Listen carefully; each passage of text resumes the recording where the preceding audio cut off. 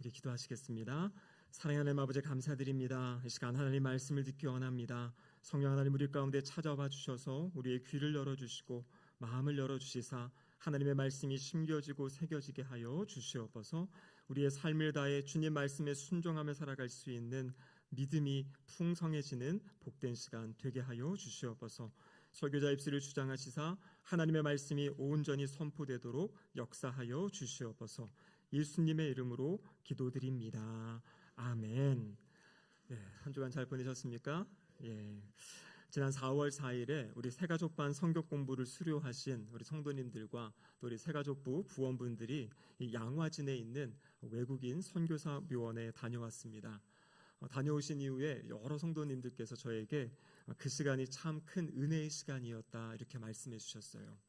거기서 우리 한국 땅에 오셔서 이 땅에서 선교하시고 또 이 땅에 묻히신 그런 선교사님들의 이야기들을 들으며 참 이 사랑, 주님의 사랑을 전하기 위해 수고하고 헌신하시고 애쓰신 우리 선교사님들의 그 사랑을 경험하셨다 이렇게 이야기하고 있습니다.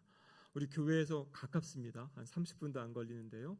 한번 꼭 방문하셔서 또 그곳에서의 귀한 그런 은혜의 시간 또 묵상하는 시간 가지시면 좋겠습니다. 우리가 지난주가 부활주일이었지요. 근데 4월 5일이었습니다. 약 140년 전 1885년 4월 5일에 이 부산 인천의 이 제물포항에 한 청년이 발을 내딛었습니다. 당시 이 청년의 나이는 26살. 이 젊은 선교사 언더우드였습니다. 하지만 그가 마주한 이 우리 조선의 현실은요, 부활의 기쁨과는 거리가 먼 그러한 상황이었습니다. 가난과 전염병 그리고 어두운 현실이 이 땅을 짓누르고 있던 그러한 땅이었습니다. 이 청년이 이 땅에서 사역을 시작할 수 있었던 것은 눈에 보이는 상황과 형편을 보면 그것은 불가능한 일이었던 것 같아요. 하지만 이 마음에는 하늘과 땅의 통치권을 가지신 우리 주님의 선교 명령에 순종해서 이 땅을 밟고 사역을 시작한 것입니다. 보이는 가능성 때문에 사역한 것이 아니라 주님 말씀하셨기 때문에 그 말씀에 순종해서 26 그 꽃다운 나이에 우리 한국에 와서 이 모든 것을 바쳐 선교하신 것이죠. 그럼 오늘 우리가 읽은 이 본문 바로 주님께서 이제 마태복음 마지막에 결론의 말씀을 주시는 장면입니다. 우리가 2026년을 시작하면서 1월부터 생명의 삶 큐티책을 가지고 매일매일 이 마태복음의 말씀을 묵상하였습니다. 또 새벽기도 설교 말씀도 이 마태복음 본문을 가지고 설교하였고요. 또 주일 말씀도 이 마태복음의 말씀을 읽어보았습니다. 저도 지난 한 3개월 동안 이전에 경험해보지 못한 매일매일 이 마태복음을 묵상하고 설교를 준비하고 보면서 참 깊게 또 하나님의 마음을 더 이해하고 알아갔던 시간인 것 같습니다. 주님께서 이 구원의 메시지, 복음의 메시지를 다 전하시고 이제 마지막 최종적으로 결론적인 말씀을 주신 내용이 바로 오늘 우리가 읽은 이 본문의 말씀입니다. 이 본문에서는 우리 주님이 어떤 분이신지를 말씀해 주시고요. 그리고 주님을 따르는 주님의 제자들이 어떠한 삶을 살아야 될지에 대해서 마지막으로 주님께서 말씀해 주고 계십니다. 오늘은 그 말씀을 함께 살펴보며 하나님이 우리에게 주시는 음성을 듣기를 원합니다. 여러분, 첫 번째는요, 우리 주님은 모든 권세를 가지고 이 세상을 통치하신다. 우주 만물을 통치하시는 분이다라고 자신을 밝히고 계십니다. 오늘 보면 18절에 보시면 이렇게 기록되어 있죠. 예수께서 나와 말씀하여 이르시되 하늘과 땅의 모든 권세를 내게 주셨으니. 여러분, 이 말씀을 주시는 장면은요, 오늘 16절에 보면 11제자가 갈릴리에 가서 예수께서 지시하신 산에 이르렀다 이렇게 되어 있습니다. 마태복음에 보면 예수님이 산에서 사역하신 몇 장면, 중요한 장면이 나옵니다. 우리가 가장 잘 알고 있는 마태복음 5장, 6장, 7장 산상순이라고 이야기하죠. 보석과도 같은, 보화와도 같은 말씀을 주신 곳이 바로 이 산 위에서입니다. 사실 이 말씀은요, 우리 출애굽기 20장에 보면 하나님께서 이스라엘 백성들을 애굽에서 구원해 내시고 신의 산 위에서 십계명과 율법의 말씀을 주시지 않습니까? 근데 바로 이 산상순 마태복음 5장, 6장, 7장에서는 그 신의 산에 주셨던 그 율법의 말씀, 그 말씀의 깊은 의미, 내면의 의미, 진실한 의미를 예수님께서 그 산 위에서 하나하나 해석하시고 풀어주시는 그러한 장면입니다. 마태복음 17장에 보면요, 예수님이 3명의 제자와 함께 또 산에 이르십니다. 산에 오르셔가지고요, 그곳에서 아주 신령한 몸으로, 영광스러운 몸으로 변화되는 그 사건, 그래서 그곳에서 엘리야와 모세와 함께 그 이야기를 나누시는 거죠. 그래서 이제 그러한 이야기들, 그것이 바로 산에서 있었던 놀라운 그런 사건들입니다. 그리고 오늘 본문, 이제 마지막으로 주님이 말씀하시는 그 장면이 바로 산 위에서 제자들에게 말씀을 주시는 겁니다. 이곳에서 예수님이 자신이 어떠한 분이신지 그 정체성을 이야기하고 있는데요, 그것이 무엇이냐면 만왕의 왕, 온 세상, 온 우주 만물을 다스리시고 통치하시는 왕이심을 증거하고 계십니다. 여러분, 그런데 마태복음을 읽어보면 1장부터 예수님의 왕되심을 이야기하고 있습니다. 우리가 잘 아시다시피 마태복음 1장 1절이 뭐냐면 아브라함과 다윗의 자손 예수 그리스도의 계보다. 그래서 예수님이 오시는데 어떠한 혈통으로 오시는가? 다윗의 자손, 왕의 자손, 왕의 후손으로 왕으로 이 땅에 오시는 예수님을 말씀하고 계세요. 마태복음 2장에 보면 예수님을 탄생하셨을 때 동방에서 박사들이 예수님을 찾아오죠. 그때 헤롯에게 무엇이라고 이야기합니까? 유대인의 왕으로 나신 이가 어디 계시냐. 그래서 마태복음은 1장, 2장 시작부터 왕 되신 예수 그리스도에 대해서 말씀하고 계세요.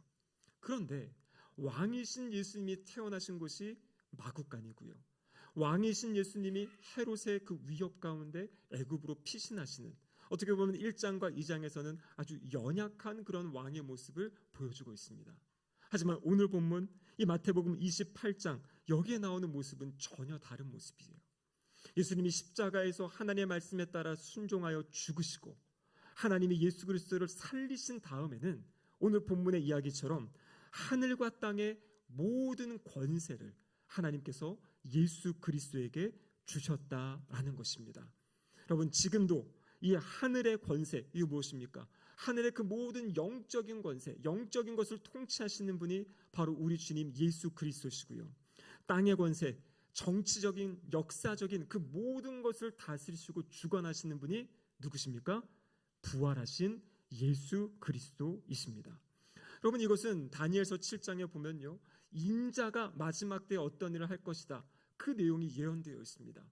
바로 인자가 하나님 앞에 하나님으로부터 부르심을 받아서요, 영원한 나라의 권세를 받는 장면이 다니엘서 7장에 기록되어 있는데요, 바로 부활하신 예수님께서 그 다니엘서 7장에 나와 있는 그 예언의 말씀을 성취하고 계십니다. 여러분, 그렇기 때문에 우리 주님은 나를 도와주시고 나의 삶에 은혜를 주시고 나의 삶을 이끌어 주시는 분일 뿐만 아니라 그 주님이 어떤 분이시냐면 지금 살아계셔서 온 우주 만물을 다스리시고 통치하시는 통치자이심을 믿으시기를 바랍니다. 여러분, 이것이 얼마나 가슴 떨리는 일입니까? 내가 믿는 주님, 내가 아는 주님, 내가 기도하고 나의 사정을 아려는 그분이 바로 모든 권세 위에 뛰어나신, 바로 지금 이 세상을 다스리고 통치하시는 우리 주님이시다라는 것이에요. 그런데 여러분, 오늘 본문의 17절에 보면 예수님의 제자들 11명의 제자가 예수님을 배웁습니다. 그런데 뭐라고 이야기하냐면요, 예수님을 뵙고 경배하지만 아직도 의심하는 사람이 있다, 이렇게 이야기하는 거예요. 부활하신 주님의 소식을 들었습니다. 또 이전에도 만난 적이 있습니다. 그리고 주님의 말씀에 순종해서 갈릴리까지 와서 그 산에 올라갔는데 눈으로 예수님을 뵈면서도 의심한다라는 것이에요. 여러분, 이것이 바로 우리 인간의 연약함이지 않습니까? 신앙의 여정 가운데 하나님이 우리의 삶에 간섭하시고 개입하시고 은혜 주신 수많은 사건들이 있습니다. 그런데 우리의 삶에 또 어려움이 닥쳐오고 문제가 닥쳐올 때 우리의 마음이 흔들리는 그런 연약한 사람이 바로 저와 여기 계신 우리 성도님들이지 않습니까? 근데 여러분, 예수님은요, 이 연약한 제자들, 의심하는 제자들을 책망하지 않으시고요, 오히려 그들에게 사명을 부여하십니다. 방향 없이 목적 없이 살아가는 삶을 향해서 이렇게 살아야 된다, 이것이 너의 삶의 목적이다라는 것을 우리 주님이 마지막으로 전해주고 계신 거죠. 우리는 이 땅을 살아갈 때 세상의 권세 앞에, 이 세상의 환경 앞에 우리의 마음이 많이 위축될 때가 있습니다. 삶의 자리가 주저될 때도 있죠. 특별히 이런 경제적인 위험의 시기들, 위기의 시기, 또 질병의 어떤 위험, 그리고 또 관계적인 깨어짐과 연약함과 아픔들이 우리의 삶에는 끊임없이 반복적으로 찾아오게 됩니다. 어떤 문제가 다 해결된 것 같고 이제는 뭔가 평안하고 안전될 것 같은데 또 다른 문제가 찾아오는 것, 여러분, 그것이 바로 이 땅을 살아가는 우리의 인생의 모습입니다. 아마 이 문제가 다 해결되어지는 것은 이 땅에서는 일어나지 않는 것 같아요. 저 하나님의 나라, 천국에서 그것을 누릴 줄로 믿습니다. 그렇기 때문에 중요한 것은 무엇이냐면, 그렇게 다가오는 환경 가운데 위축되거나 그 어려운 마음을 갖는 것이 아니라 그 상황에서도 우리 만왕의 왕 대신 이 모든 권세를 가지고 계신 주님을 바라보는 시선, 그럼 그것이 우리에게 필요하다라는 것입니다. 마태복음 8장에 보면 한 백부장의 이야기가 나옵니다. 이 백부장은 자신의 하인이 중풍병 걸려서 누워서 몹시 괴로워하고 있는 상황, 그 상황을 예수님께 아뢰지요. 예수님께서 내가 가서 그 하인을 고쳐주겠다 이렇게 말씀하시는데요, 그때 백부장이 이렇게 대답을 합니다. 마태복음 8장 8절을 보시면은요, 주여 내 집에 들어오심을 나는 감당하지 못하겠사오니 다만 말씀으로만 하옵소서. 그러면 내 하인이 낫겠사옵나이다. 여러분, 이 백부장은요, 군인으로서 이 권위의 질서, 군대의 질서를 잘 알고 있는 사람입니다. 그래서 군인의 상관이 말 한마디 했을 때 그 일이 이루어지는 것을 보면서 예수님은 그런 권세가 있지 않으십니까? 우리 집에 오시지 말고 그냥 말씀만 해주세요. 그러면서 이어지는 9절에 보면 백부장이 이렇게 이야기하죠. 나도 남의 수하에 있는 사람이요 내 아래에도 군사가 있으니 이더러 가라 하면 가고 저더러 오라 하면 오고 내 종더러 이것을 하라 하면 하나이다. 그럼 이것이 무엇입니까? 예수님의 그 권세를 철저히 믿고 신뢰하는 백부장의 모습입니다. 우리의 삶에도 여러 가지 우리를 짓누르는 그러한 문제들이 있습니다. 여러분, 그 문제의 상황 가운데 바로 권세 있는 우리 주님을 의지하시기를 바랍니다. 주님이 나의 삶을 다스리신다. 주님이 나의 삶을 통치하신다. 여러분, 나의 삶을 다스리시고 통치하시는 그 주님을 신뢰하며 주님의 말씀에 순종하는 믿음의 길을 걸어가시기를 바랍니다. 당장 눈에 보이는 상황의 변화가 없을지라도 이것을 다스리시고 통치하시는 하나님께서 그 모든 상황을 선한 것으로 바꿔주실 그 은혜를 사모하시기를 축복합니다. 여러분, 두 번째로 오늘 본문에서 예수님 말씀하시는 것은 바로 예수님은 함께 하신다. 내가 너희와 함께 할 것이다. 약속의 말씀을 주십니다. 오늘 본문 20절 하반절에 보면 같이 한번 읽어보겠습니다. 볼지어다 내가 세상 끝날까지 너희와 항상 함께 있으리라 하시니라. 아멘. 여러분, 이 마태복음의 마지막 문장은요, 아주 위대한 약속으로 끝이 납니다. 사실 마태복음의 시작은 또 약속으로 시작하셨거든요. 그 약속이 어떤 약속입니까? 마태복음 1장 23절에 보면 이렇게 기록되어 있죠. 보라, 처녀가 잉태하여 아들을 낳을 것이요 그의 이름은 임마누엘이라 하리라 하셨으니 이를 번역한즉 하나님이 우리와 함께 계시다 함이라. 예수님을 이 땅에 보내주실 것을 이야기하시면서 그 예수님이 어떠한 분이시냐면 우리와 함께 하시는 하나님, 함께 하시는 하나님이신 예수님을 보내주시겠다고 천사가 지금 말씀한 거죠.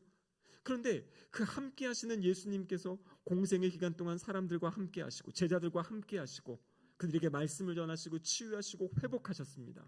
그런데 이제 십자가에 죽으시고 부활하신 예수님께서 다시 약속의 말씀을 주세요. 예수님은 부활하여 승천하여 하나님 곁에 계시는데 근데 우리에게 무엇을 약속하십니까? 내가 세상 끝날까지 너희와 항상 함께 있겠다, 이렇게 말씀해 주고 계십니다. 여러분, 이것은 단순한 감정적인 위로의 메시지가 아닙니다. 주님은 우리에게 사명을 주시고요, 그 사명을 감당할 수 있는 힘과 지혜를 주시는데 저 멀리 멀찍이에 떠나서 주시는 것이 아니라 우리의 삶의 자리에 함께 하시면서 동행하시면서 그 일을 이루신다라는 것입니다. 그럼 마태복음 14장에 보면요, 오병이어의 놀라운 기적 이후에 제자들이 배를 타고 이제 다른 지역으로 이동을 합니다. 근데 이 배가 풍랑 가운데 아주 어려움을 겪고 있어요. 예수님은 제자들을 먼저 보내시고 산에 올라가셔서 혼자 기도하십니다. 마가복음에 보면요, 예수님이 그 산 위에서 제자들이 힘겹게 노젓고 있는 것을 보셨다 그래요. 그리고 어떻게 하십니까? 제자들이 있는 그 폭풍의 현장에 바로 물 위를 걸어가셔서 제자들을 만나주십니다. 여러분, 제자들 그 어려운 상황, 우리 주님은 그것을 그냥 멀찍이 보고 계신 분이 아니라 그 자리에 찾아가셔서 그 모든 풍랑을 잠잠하게 하시고 제자들을 구원하시는 우리 주님의 모습, 그것이 바로 성경에 기록된 우리 주님의 모습입니다. 많이 경험하셨지요, 많이 체험하셨지요. 하지만 또 그런 상황이 우리의 삶에 다가옵니다. 인생의 밤을 지나고 계신 성도님들이 계시고 또 캄캄한 터널 같은 시간들을 이 터널을 통과하고 계신 분들도 계시지요. 근데 여러분, 우리에게는 믿음이 있습니다. 내가 혼자가 아니라 우리 주님이 그 자리에 함께 하십니다. 그리고 그 주님이 그 자리에서 우리의 마음을 위로하시고 격려하시고 그 시간들을 이겨나갈 수 있는 힘을 주시고 지혜를 주시는 줄로 믿으시기를 바랍니다. 실패하여 주저앉아 있을 때에도 우리 주님, 내가 주님의 임재를 느끼지 못할 때에도 우리 주님은 한 번도 우리를 떠나시지 않았어요. 언제나 우리와 함께 하시며 우리의 삶에 새로운 일을 행하시는 분, 그분이 바로 우리 주님이신 줄로 믿습니다. 인생의 어려움 앞에, 폭풍 앞에 그 폭풍의 크기를 세지 마시고 어려울수록 힘들수록 더욱더 주님의 임재 앞에 머무시고요, 주님께 기도하시며 주님의 도우심을 간구하는 우리 성도님들 되시기를 주님의 이름으로 축복합니다. 이렇게 권세를 가지고 계신 주님, 우리와 함께 하시겠다고 약속하신 주님, 여러분, 이 주님은요, 우리를 그냥 살아가게 하지 않으시고요, 우리에게 아주 위대한 사명을 주십니다. 위대한 명령을 하십니다. 그 말씀이 바로 오늘 본문 19절과 20절 말씀인데요, 우리 같이 한번 화면의 말씀을 읽도록 하겠습니다. 그러므로 너희는 가서 모든 민족을 제자로 삼아 아버지와 아들과 성령의 이름으로 세례를 베풀고 내가 너희에게 분부한 모든 것을 가르쳐 지키게 하라. 아멘.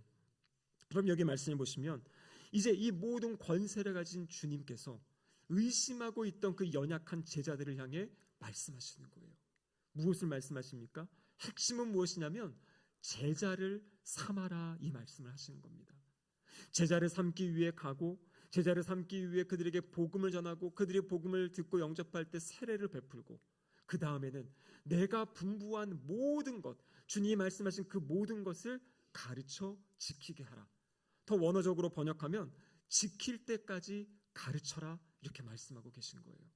그래서 주님은 이 주님의 11명의 제자에게 이 마지막으로 주시는 메시지가 뭐냐면 이제 내가 너희를 보내니까 내가 주는 힘과 능력, 내가 함께하는 그 은혜를 가지고 나아가서 예수님의 제자를 세울 것을 이야기하고 계십니다.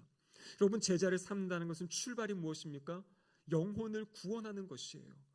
하나님이 예정하시고 선택하신 그 영혼들, 우리는 알 수 없지만 끊임없이 그 주님의 복음을 전함으로 그 영혼들이 그 복음을 들을 수 있도록, 그래서 그 복음을 믿고 주님 앞에 구원받을 수 있도록 우리가 중간에 그 역할을 하는 거죠. 근데 여러분, 구원받았다고 해서, 복음을 들었다고 해서 이것은 출발이죠. 시작입니다. 그 다음부터 무엇입니까? 이제 그 영혼들이 주님의 말씀 안에 자라가고 세워져 갈 수 있도록, 성장할 수 있도록 끊임없이 기도하고 격려하고 말씀을 나누는 그 삶을 우리에게 살아가라고 말씀하고 계신 겁니다. 여러분, 이 제자 삼으라는 명령은요, 그냥 이것은 선택사항이 아닙니다. 이것은 바로 모든 권세를 가지고 계신 왕의 명령이에요. 그때 우리가 해야 될 것은 무엇이냐면 이 명령에 순종해야 되는 것입니다. 그렇다면 어떻게 하겠습니까? 기도하셔야죠. 하나님, 그러면 저는 저의 삶의 자리에 어떻게 제자 삼는 삶을 살 수 있겠습니까? 저에게 지금 어떻게 제자 삼을 수 있는 영혼들을 맡겨주셨습니까? 여러분, 그것을 위해 기도하셔야 됩니다. 첫 번째 삶의 현장이 어디입니까? 바로 우리의 가정이지요. 우리 부모님이시라면 우리 자녀들 양육의 목적이 무엇이 되어야 되냐면 이 자녀들이 예수 그리스도의 제자로 살아가게 하겠다. 그럼 그 목적을 가지시고요, 그 아이들을 위해 기도하시고 그렇게 자녀들을 양육하셔야 됩니다. 우리 할머니 할아버지들, 요즘에 손주들 보시죠. 아이들 돌봐주는 보육의 차원이 아니라 그 시간을 통해서 우리 손주들이 예수 그리스도의 제자로 살아갈 수 있도록 말씀을 들려주시고 말씀을 암송하게 하시고 같이 찬양을 부르고 같이 예배를 드리면서 그 아이들을 예수님의 제자로 키워가시는 거죠. 교회학교 선생님들도 마찬가지고요. 우리 구역장분도 마찬가지고 우리 청년부 셀리더들도 마찬가지입니다. 모든 삶의 사역의 자리에서 어떻게 하면 그 영혼들이 그 심령들이 함께 신앙생활하는 다른 교회 성도들일지라도요. 그분들이 그냥 교회만 왔다 갔다 하시는 분들이 있다면 그분들에게 주님 교회에 더 소속될 수 있도록 예수님의 제자로 살아갈 수 있도록 말로써 격려하고 말씀을 나누고 사랑을 나누는 삶. 그래서 우리가 있는 그 모든 삶의 자리가 생명을 살리고 생명을 일으키고 생명을 키우는 그러한 삶을 살 것을 주님이 우리에게 말씀하셨다라는 것입니다. 여러분 우리 교회 저 뒤에 보시면 또 주보에 보시면 예수 제자 삼고 선교하는 교회. 그러면 제가 우리 신길동교회에 부임하게 되고 부임을 준비하면서 이제 홈페이지를 만들 준비를 했습니다. 홈페이지가 여러분 간단해 보이지만요. 그 안에는 목사의 어떤 목회의 가치관, 교회 방향성이 그 비전의 부분에 다 들어가게 되거든요. 제가 이전에 사역했던 교회에서는요. 주로 어떤 이 목표였냐면은 영혼을 구원하고 예수 제자 삼는 교회.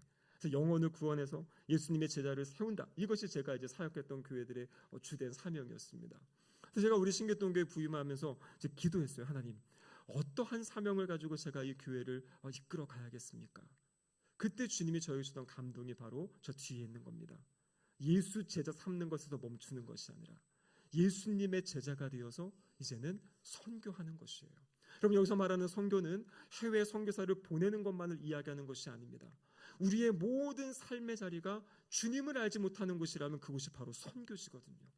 우리 성도님들이 직장생활에서 일하는 그 자리, 학교에서 공부하는 그 자리, 사업하는 그 사업의 자리, 사람들과 만나서 교제하는 그 자리가 바로 선교의 자리예요.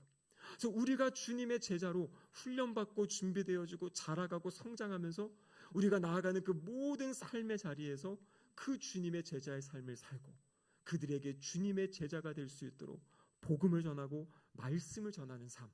여러분 이것이 바로 하나님께서 우리에게 맡기신 귀한 사명이고 소명이다라는 것입니다. 여러분 요즘에 제가 이 제자훈련 제자반 3개를 지금 하고 있는데요. 어제도 이야기 나누는 권사님들이 걱정하시는 분들이 있다 그러시더라고요. 이런저런 사역들이 많은 것이 아닌가. 근데 여러분 사실 저는요 이 제자반 함께 모여서 말씀을 나누는 이 시간이 저를 살리는 시간입니다. 저는 그 시간을 마치고 나면요 힘이 나고요. 생각해 보십시오. 3반에 걸쳐서 지난 한 달 동안 계속 예수님에 대한 복음의 이야기를 하니까요. 그 복음의 내용이 저의 마음을 일으키고 세우는 것이에요. 그럼 우리가 제자로 살아가는 가장 좋은 방법은 뭐냐면 내가 들은 복음의 메시지를 나누는 거예요. 제자반을 통해서 성도님들이 받은 그 은혜의 간증들, 하나님이 주시는 요즘에 주시는 그 은혜들을 들을 때마다 그럴 때마다 저의 심령이 새로워져요. 사실 저는 이 제자반의 사역, 제자훈련이 저를 살리고 저를 세우는 사역이어서 제가 지금까지 해오고 있는 거거든요. 근데 너무나 감사한 것이 이제 함께 하시는 분들이 그 일에 너무나 적극적으로 또 열심히 또 함께 해주시고 또 은혜를 나누셔서 너무나 감사를 드립니다. 그래서 저의 소망은 그렇습니다. 여러분 지금 하는 건 이제 1단계입니다. 가장 기초적인 것입니다. 이제 기초 위에 계속 쌓아져 가야 돼요. 여러분 성경에 이 많은 말씀을 주셨는데 그럼 우리가 4개월, 5개월 말씀같이 배운다고 해서 이 말씀을 알 수 있겠습니까? 아니죠. 평생 끊임없이 하나님의 말씀을 묵상하는. 그래서 우리가 지금 큐티 사역하는 이유가 무엇이냐면요. 제자 훈련이 끝나더라도 매일매일 하나님의 음성을 듣고 하나님의 말씀을 듣고 하나님의 말씀에 순종하며 살아갈 수 있는 통로가 무엇이냐면 바로 말씀을 읽고 묵상하는 바로 이 큐티 사역이다라는 것이에요. 여러분 제가 하고 있는 우리 교회가 지금 하고 있는 이 모든 것은 목표점이 분명히 있는 것입니다. 우리 모두가 예수님의 제자가 되어서 우리의 삶의 자리에서 예수 그리스도를 증거하는 그러한 삶을 살아가는 것 그것이 바로 우리의 기대이고 소망입니다. 그럼 우리 언도우드 선교사님 이 땅에서 세문안교회도 세우시고 여러 교회들도 개척하시고요. 복음전도 사역도 하시고 학교를 세우는 사역 그래서 이 선교사님이 세운 학교가 지금의 연세대학교 그렇게 이제 아름다운 학교로 또 자라갔고요. 성경 번역의 일도 하시고 그래서 이 땅에 계실 때 참 많은 일을 하셨습니다. 근데 놀라운 것은 무엇이냐면 양화진 한쪽에 이 언더우드 가족 묘가 있어요. 여기 가면요 4대에 걸쳐서 7분의 선교사님들이 거기에 묻혀 계십니다. 언더우드 선교사님 혼자가 아니라 4대에 걸쳐서 한국 땅을 섬기고 이 땅에 복음을 전하셨던 그러한 가문, 자신만 예수님의 제자로 산 것이 아니라 자신의 자녀들이 또 그 자녀가 우리 한국을 사랑해서 이 땅에 와서 그렇게 자신의 모든 삶을 내어 바친 그런 선교사님의 그 가족묘가 이 양화진에 있는 것을 보게 됩니다. 여러분, 그렇습니다. 예수님이 이 모든 만물을 통치하십니다.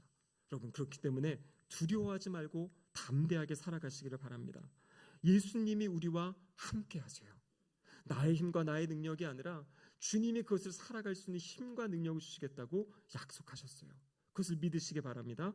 예수님이 우리에게 제자 삼으라는 사명을 주셨습니다.